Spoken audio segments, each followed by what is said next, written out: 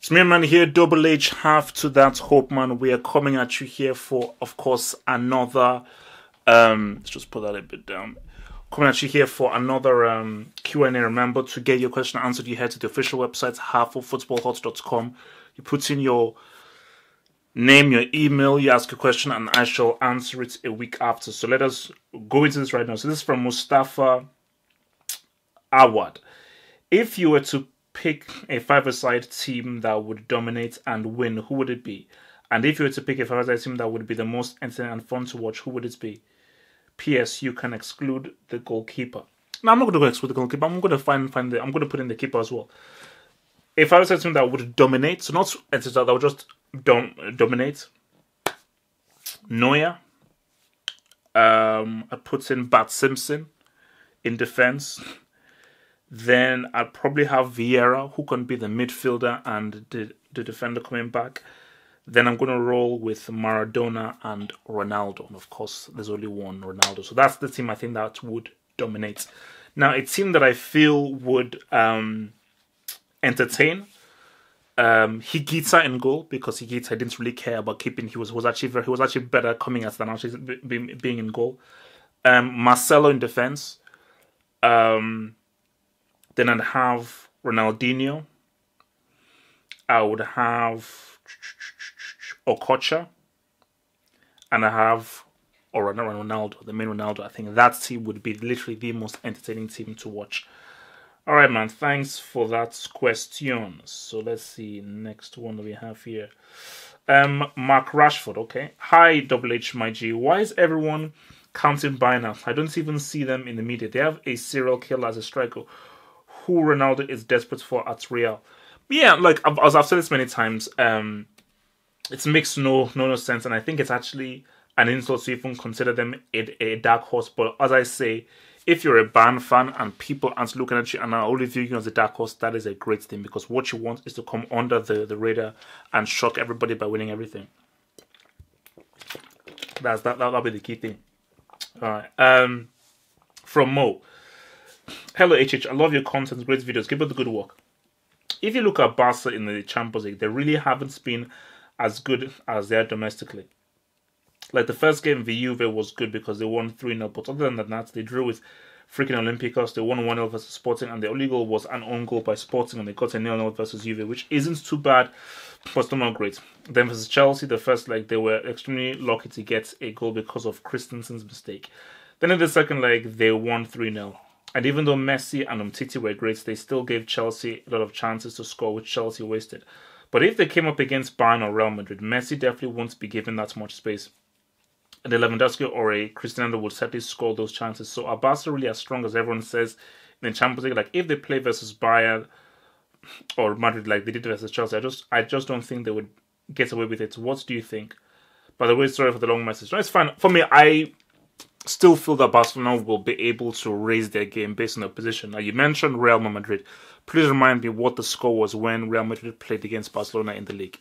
Yeah, it was a flipping devastation. Okay, it was a flipping revolution. So I think that Barcelona seeing Chelsea, they accustomed the game based on who they were playing. I think the same thing as well will happen when they face Bayern or Real Madrid. You'll just see them really rack up, and because they've not really had to go to third or fourth gear based on their position.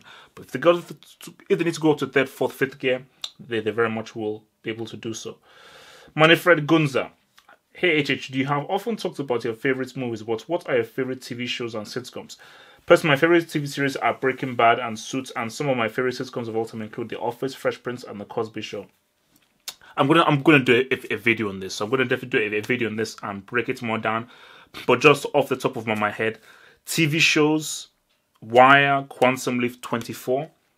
Sitcoms: I've got to roll with Simpsons, Fresh Prince, and the UK Office. Not the American Office, the UK Office. Because for me, I believe that David Brent is the funniest and best written comedic character in any medium.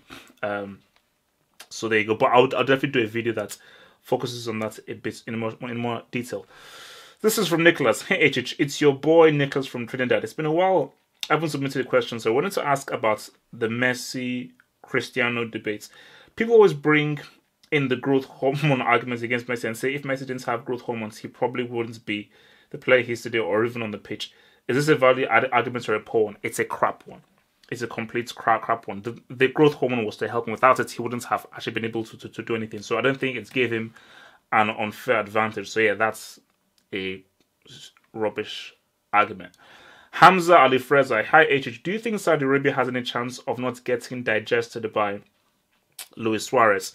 No, I think Suarez may try and eat them both physically and footballingly. So Saudi Arabia have to be very, very careful. Emmanuel Rodriguez, what's up, Double H? I have come to ask you about what you think the most suitable decision for Benzema's career. I work in a refrigerator factory, so I can't watch much. My greetings from Peru. Oh, thanks. Thank you from Peru. The best thing that Benzema can do right now is he has to leave Real Madrid and he's going to go to a whole different club. Whether you want to maybe take a step down to Sevilla, maybe think about Tottenham or something, but I think that environment in Real Madrid, I think his confidence is so low that I think he's going to go to a whole different environment because at the moment right now, he's so bad, he's so crap. And he has no rest because normally when he was this bad, his respite was France. But because France have been so garbage, the homeboy just has no respite. So again,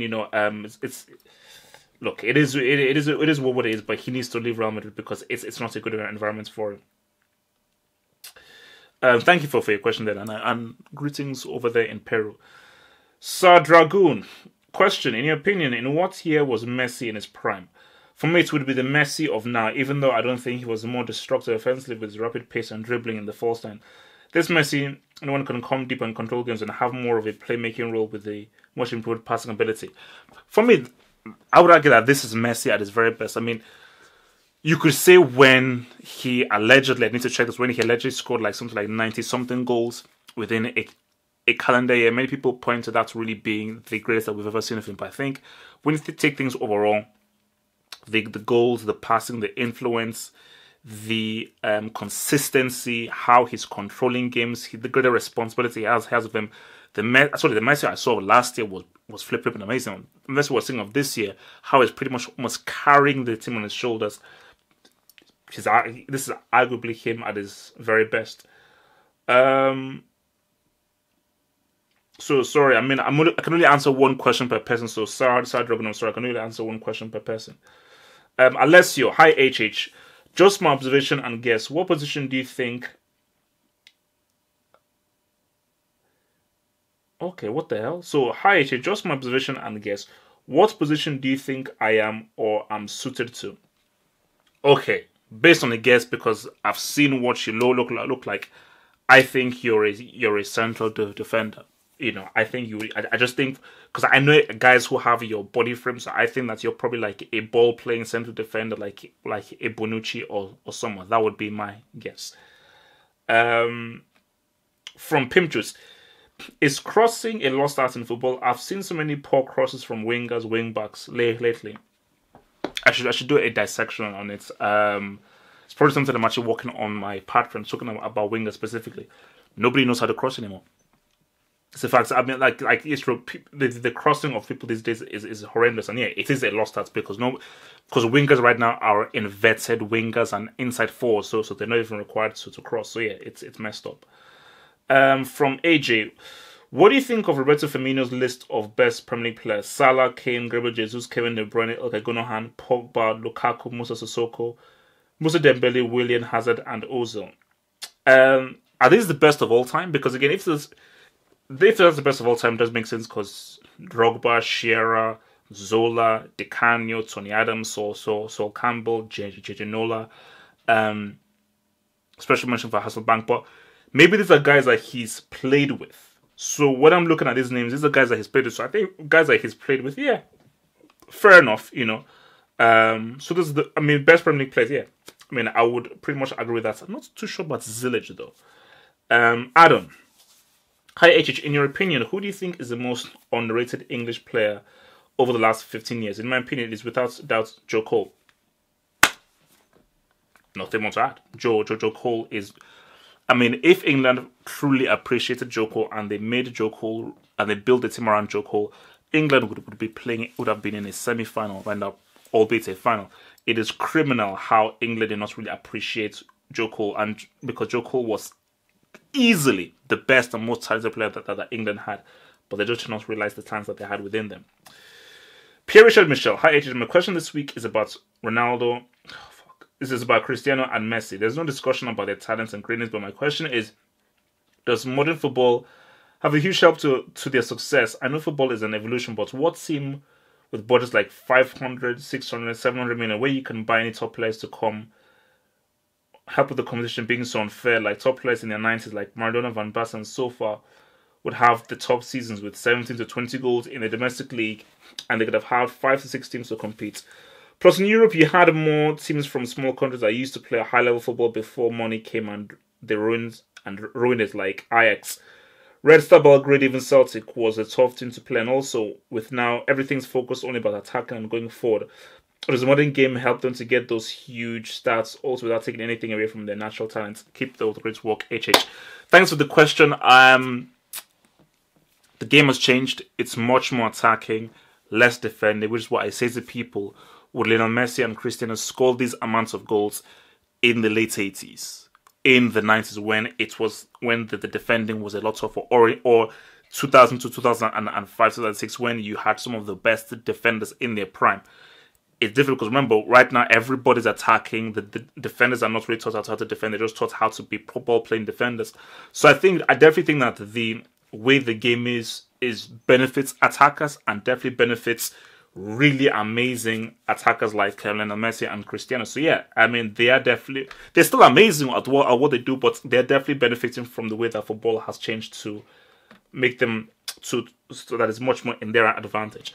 From Dylan Holmes, hi HH. You frequently mentioned that whenever Mourinho got a bad result at Man United, it's because it's a younger team and that Mourinho only works with older, experienced players. If that's the case, then why do you criticize Pep for only being able to work with players that fit his system and philosophy? Surely you can't criticize Pep for only being able to work in one style while Mourinho is exactly the same. Well, it's not really exactly the same because for Pep, he gets the exact players that he wants, and he's been within teams that have had an endless amount to spend, because again, United have spent a lot. City can spend far much than Man City. And for a manager who can only work with experienced older players, very different from a manager who can only work with the best of the best, who are amazing passers. So that's the difference there. But I do get your point. It is both similar because it both shows that they are both limited. I think it's from PKU Disney. Hey HH, if you could have dinner with any two people alive right now, and any two people that have passed away, who would you choose and why? Two people alive right now. That's a good question. Let me think on that. Alive right now. I'd probably say Ferguson. Alex Ferguson. I just like to. No, that's let me pair. No, that's a very tough one. I would say Alex Ferguson because I would just want to learn about man management from him and how he was able to coach all those players. I'll say Alex Ferguson, and I would probably then say probably Denzel Washington. Just to really pick his brain about racial politics and different things. But then there's so many because, I mean, Denzel, Alex Ferguson, I'd want to talk to Gary Oldman, Michael Keaton, Douglas, Tim Burton. I'd love to talk to him as well. There's some rappers I'd love to talk to as well. I'd love to talk to Cannabis, just to say like, how are we able to think of those things very much. But if I had to pick two, I would say Denzel and Alex Ferguson. I think those are the two I would want to, because I think those are guys who I think I'd have the most interesting conversation. But at the same time, I would say Ronaldo, because I would just want to say to Ronaldo that, did you realize how good you were? Because I don't think that Ronaldo actually realized how good he was. So I would definitely, that's what I would want to say to Ronaldo, is that Ronaldo, do you actually realize how amazing you were, or how amazing you could have been? Two that have passed away. Michael Jackson and Malcolm X, for sure. Those are the two, for sure. I think Malcolm X, again, just talk about life, society, race, people, identity, and just different things. And for Michael Jackson, artistry, as just to understand his artistry and the kind of hard work that went into perfecting his art form. So I think those are ones. Yeah, that's a very, very nice question. I like that question. James Lombardo, hey, two very small questions for you this week. One, do you think Roma have a chance against Barcelona? And are they a tougher opponent than Chelsea? Roma have no chance against Barcelona. But I do think that they will be tough because I think Roma did beat Chelsea very handily. So yeah, 100%. I think Roma beat Chelsea at Stamford Bridge. I think for sure Roma will... I think Roma even beats Chelsea twice at Rome and at the Bridge. No, I think at the Bridge it was a draw, and they smacked them at Rome. So yeah, I think Roma will give Barcelona much more of a game than Chelsea, but no, they don't have a chance.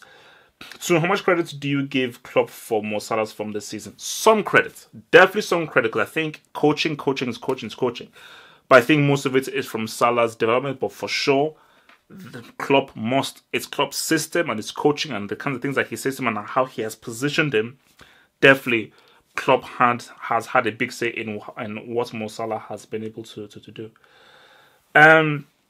Yared, as an Egyptian, the closest I've seen my country get to a World Cup is when they were knocked out in the 2014 playoffs by, ironically, Nigeria. Because of this, I often root for the other African representatives there and want them to progress as far as possible. As someone who normally sees their team at the World Cup, do you also want other African nations to do well, or do you want success for Nigeria solely? Oh, no, 100%. I'm always behind African teams. So even if Nigeria go out and I try and attack someone and I start screaming, I just take a day to chill out, get all my swear words away, and then I said, look, man, let's African teams do well. It's pained me that when Gian missed that penalty, when Ghana were not able to make the semis, because again, we have our differences with the countries and so forth, but we are one continent. So definitely, I am rooting for all the African nations to do perhaps Egypt, Morocco, Senegal, Tunisia to try and do Africa proud, because look, North Africa are representing, man. So yeah, so for sure, I'm definitely behind the African teams, whether Nigeria will progress or not. So let's see. Ben Joel, hey HH, last week you got a question about the GTA gaming series. I wanted to ask you which game are your favorites in the following categories: shooters, RPGs, platformers, and open world games. So shooters, definitely Halo, the Halo series, and that was Halo when Bungie were part of them. RPG, it's gonna have to be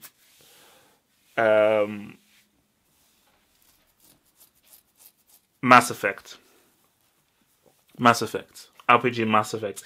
But then there's a sleeper that people don't really know about called Soul River. I'll probably do a little video gaming thing a bit more about games that people don't know about. Soul River was an amazing game. But yeah, I'm going to say Soul River is sleeper hits, but definitely Mass Effect 1 and Mass Effect 2. Platformers, Jak and Daxter. That was an awesome game that was on the PlayStation 2. So yeah, Jak and Daxter, shout out for that. Open world, easy. I'll definitely say GTA 3 and GTA Vice City, but a huge special mention. I'll probably do a video, but there's huge special mention for Skyrim. Skyrim was absolutely amazing. I think I put in about 60, 70, 80 hours on that. So yes, Skyrim for sure was just off the shine. Kalem, hey HH, if Martial and Mbappe had been born at opposite times, and Mbappe had broken into the Monaco team at the same time Martial did, do you think both would have had the same career pathway? The opposites had Mbappe going to United and Martial carrying Monaco to the semi-finals and going to PSG. I don't think that there isn't much between them. I feel that there's more talent for Mbappe, but as of right now, Martial has realized more of the time, because right now Martial is the better player.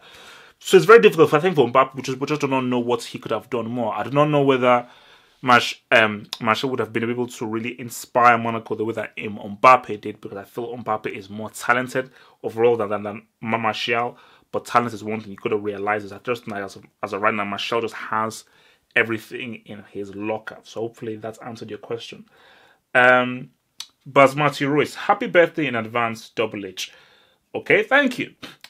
2 questions for you here. If you're going to be lucky enough to ask, firstly, I recently had a look at your Hall of Fame 5 Horsemen, and will assume that you have Zidane ranked 5th behind Maradona, Beckenbauer, Pele, and Ronaldo. No, not necessarily. No, they're not ranked. It's not in any order. The question is, does a 3rd consecutive Champions League title for Zidane elevate him past any of his contemporaries in the GOAT discussion? And what else would he have to accomplish to stake his claim as the GOAT of football? A World Cup Euros with France. Secondly, which Mourinho... And for me, I think it's not in any order. Nobody's supporting anybody. It's the 5 Horsemen, and they're just there in the Hall of Fame. It is not ranked in any order. So what they'll do just be adding to their GOAT status. Secondly, which Mourinho moments do you rank as more savage? A, versus De Boer. B, my personal favourites versus Wenger. And before beating him 6-0 in his 100,000th game. The De Boer is the worst. The worst manager in the Premier League. That was bad. That's definitely worst. Let me just quickly go through this before I cut out. So, from Nollywood Super Story, greetings HH, all the way from Siberia at the Break Academy HQ. I'm recently hired highly trained former Marine guard, keeping close eye on breaks like Benzema and the recently escaped Lukaku. So I have something a little different, as my question, however, is based on fantasy football. In a UFC-style cage match between the following competitors, who do you think is winning and how? Be as creative as you wish. Fight 1. Benzema versus Valbuena. Valbuena would. Because Valbuena is short and stocky, he'll probably bite Benzema's face off and destroy his kneecaps. And then Valbuena will say, come on, try and hit me. Benzema will try to hit Valbuena, and Benzema will of course miss. And Valbuena will try and kick him in the head. Fight 2, Diego Costa against Ibrahimovic. Ibrahimovic would be winning a lot of kicks out of martial arts, but because Diego Costa is psycho, he'll end up just biting Ibrahimovic, and then the match will finish. Fight 3, Prime, Mourinho versus Conte. Thank you in advance for answering. Big fan from Essex, UK. Hey, big up the UK. Mourinho versus Conte. Conte would literally try to attack Mourinho, but Mourinho would cheat and hire like a few serial killers who will all band together and break down Conte. So Mourinho will basically win by being very devious. Okay. Shane Schubert, without the injuries that derailed his career, how do you think we would be talking about Michael Essien right now? For me, I thought he could have been one of the greatest central midfielders of all time, or at least of his generation. And who knows where he could have taken recent Ghana teams that were already very competitive. Yep, if not for injuries, Essien would have gone down as perhaps the greatest box-to-box mid. He would have been the greatest box-to-box midfielder of his generation, and he would go down as one of the greatest box-to-box midfielders of all time, 100%. Because I think his skill sets, what he could do, and his all-round game was awesome, absolutely awesome. And I think it was just a shame that he got the injuries. Very, very. That was sad, because he could have been an amazing player, not only African player, but also an amazing player. Saba El Dilemi, hello HH. What are your thoughts on Puyol, and where do you rank him in the greatest of all time defenders? Also, it's looking like Barcelona will sign Antoine Griezmann in the summer, and is this a good move? Griezmann, I don't think it's a good move, because I don't think Griezmann would fit in well into the Barcelona team. And Puyol, I would say he's a tier 2. He's just about tier 2. I would not put him tier 1. I'll say he's in the mid-low range of tier 2 of defenders. But no, I would not put him tier 1. No way. From Brownie. Hi, HH, your boy Brownie. How far? What's up, boy, bro? You're the best, sir. Just to say, don't let anything stop you from what you do best. Hashtag best football analyst ever. Seeing you as a pundit would be great for younger viewers to really get a taste of what football is really all about. The question this week is, what was your favorite wrestling faction? And what faction do you think was the greatest of all time? 1. NWO, DX, Evolution, The Shield, The Four Horsemen. This is not even a debate. The NWO is easily the greatest faction ever created. Forget about greatest wrestling faction. It is the greatest faction ever created. How they were formed, how they were done, how they were so anti-establishment, the psychology of it, the character of it, how they created a cult following. Remember, these guys, they were supposed to be villains, but they then somehow became heroes, these anti-heroes, and they just redefined wrestling.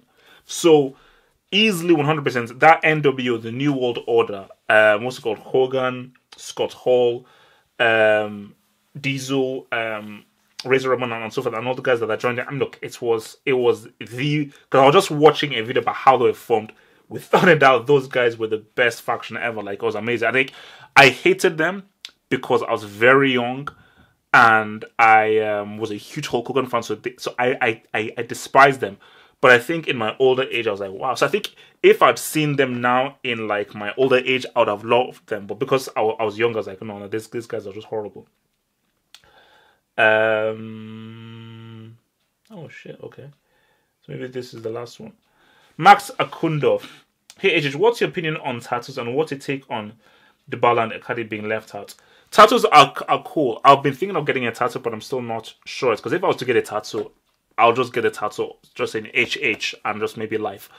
But I'm not really sure yet. But no, tattoos are cool. Sam Paul is a moron.